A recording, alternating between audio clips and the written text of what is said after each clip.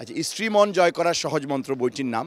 ছোটবেলায় আমাদের একটা সময় কেটেছে, তাই না? শার্লক হোমস, ফেলুদা, তারপরে তিন গোয়েন্দা। তো এই টাইপের জনরা যারা পছন্দ করেন, মানে সেই টাইপের পাঠকদের জন্য আসলে এই বইটা আমি মনে করি খুবই মানে পারফেক্ট একটা বই। আর বইয়ের সারা বলতে গেলে প্রি অর্ডার থেকে শুরু করে আপনার বইমেলা পর্যন্ত আলহামদুলিল্লাহ এটার রেসপন্স খুবই ভালো।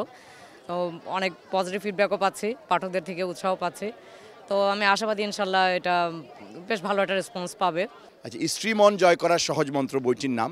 এই সময়ে সংসার জীবন খুবই গুরুত্বপূর্ণ। আপনি জানেন এই সময় অনেক বিচ্ছেদ ঘটছে, কিন্তু বিচ্ছেদ তো আসলে কাম্য ছিল না। যখন বিবাহ করে একজন নারী এবং একজন পুরুষ, একজন তরুণ এবং একজন তরুণী, তারা চিরজীবন একসাথে থাকার জন্য, সুখী সমৃদ্ধশালী পরিবার গঠন করার জন্য তারা করে। কিন্তু দিন শেষে আমরা দেখতে পাচ্ছি যে বাংলাদেশে প্রতিদিন প্রায় 7 থেকে 8টি করে বিচ্ছেদ হচ্ছে। একজন স্বামী যদি উদারতার সাথে তার এই অভ্যাসগুলো চর্চা করে এখানে যেগুলো আছে, তাহলে সে একজন সুখী স্ত্রী নিশ্চিত করার সম্ভাবনা আছে।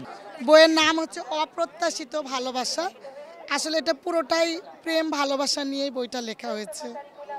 এখানে অপ্রত্যাশিত ভালোবাসার গল্পও আছে, শুধু নামের জন্য না, কারণ বেসিক্যালি পুরো গল্পটার উপরেই তো ডিপেন্ড করবে সেই গল্পের কি নাম দেওয়া যেতে পারে।